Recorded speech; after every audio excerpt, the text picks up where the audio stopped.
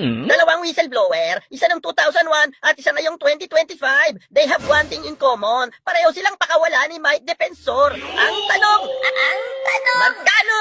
Kano? Natatandaan nyo pa ba si Ador Mamanay? Yung 2001, gumawa ito ng kwento na mayroon daw milyones si Senator Ping Lacson sa foreign bank accounts. Whistleblower daw siya, pero sa huli, wala namang ebidensya at bumaligtad. Noong 2020, si Ador Mamanay na ang tunay na pangalan ay Antonio Marquez, arestado pa dahil sa kasong estapa. Sinungaling na estapador pa. Ngayon namang 2025 may bagong whistleblower. Itong si Orly Gutesa. Humarap sa Senate Blue Ribbon Committee at tumistigo sa umano'y mga maleta na puno ng pera na idineliver umano sa bahay ni Congressman Romualdez. Pero ang testimonya scripted. Bago ibaba ang nasabing basura. Merong napuputol sa binabasa mo eh. Huwag kang magmadali. Huwag kang magmadali. Putol na. Ulitin mo yung paragraph 20. Hindi ko makita na putol na siya.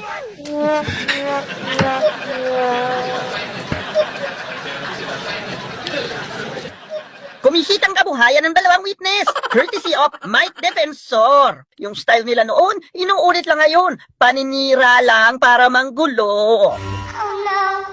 Oh no. Oh no, no, no, no.